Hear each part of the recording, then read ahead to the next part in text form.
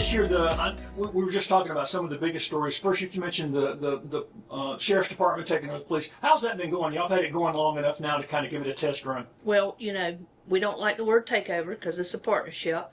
It's going great. I've been very pleased with how it's gone. You're always going to have a bump in the road, but there's nothing major going on. I run into the officers quite a bit. I attend court quite a bit, and the officers that were city officers that are now working for the county are very pleased. The training that they're getting, the backup they're getting, it's a good thing. As a partnership, I noticed, I've seen the vehicles and stuff. It does look like Belton, it feels like a Belton police department. Right, substation. So this is going to be a good long-term partnership with the Sheriff's Department, it looks like. Yes, sir. And we just partnered with the county to do code enforcement as well, which, we've struggled with that for years. So I'm very excited that come probably mid-January, the county will start doing our code enforcement. And that gets pretty complicated, doesn't it? It is. It's a bigger deal than you think. It's a longer process, to get somebody to clean their yard up or move a car that's been sitting there for years. It's a very long process, but I'm very optimistic with this particular project. And you said y'all had some good grants this year? Yes, sir. We've gotten almost $14 million in grants. Most of it's lift stations and water lines, and the rest is in the rec department area. But almost 14 million helps us a lot. I know we talk about it a lot, but people forget.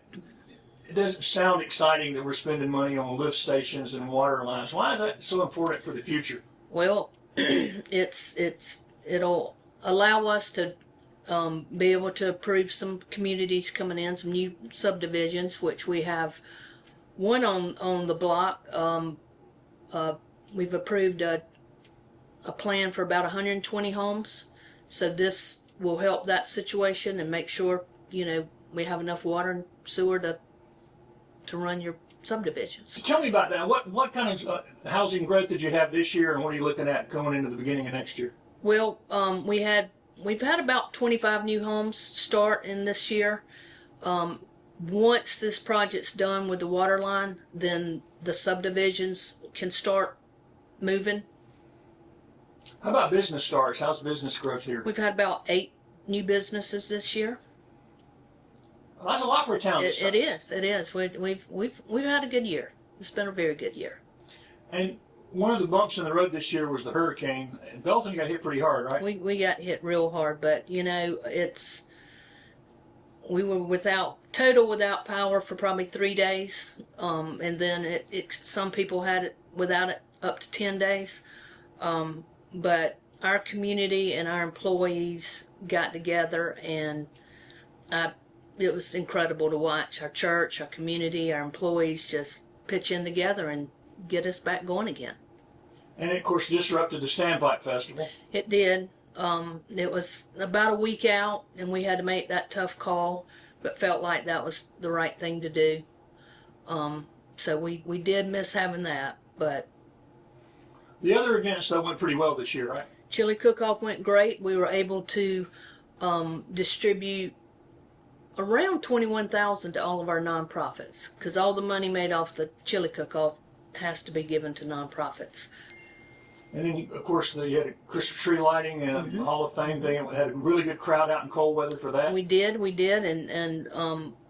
we had already purchased the fireworks, so we ended up using those at the tree lighting, which I think made it extra special, and it was fun. And you announced the Hall of Fame, new Hall of Fame members. Yes, sir. Which usually we're gonna do that now at Standpipe Festival, which that didn't happen. So hopefully from now forward, that announcement will be at the Standpipe Festival. How about other recreation programs like for the kids and stuff? That all grow this year and then go well? Yes, sir. Everything's going well.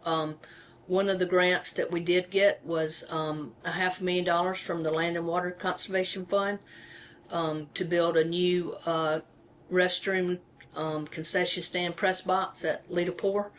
So starting next year, that's one of our big beginning of the year projects that we're very excited about. That'll make a big difference in the town. The things that you and council identified as goals for this year, do you feel like y'all met most of those objectives? Yes, sir.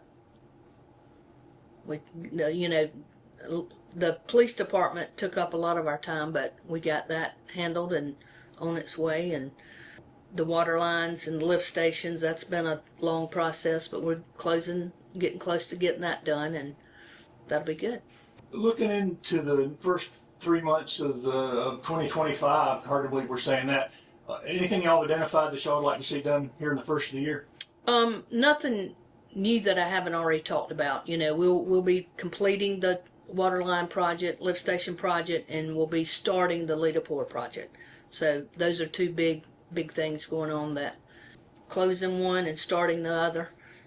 So those are exciting things for us. Is the city of Belton growing? Well, 25 new houses, I'd say yes, sir. So the population's growing? Mm-hmm. What's the population now? I'm just curious, you know? It's around 4,800. I don't know exactly how many, but we're around 48. But the leaderboard project's going to be a really big deal. That, you know, it's really hard to get those grants, and we applied for $350,000 and they increased it to $500,000.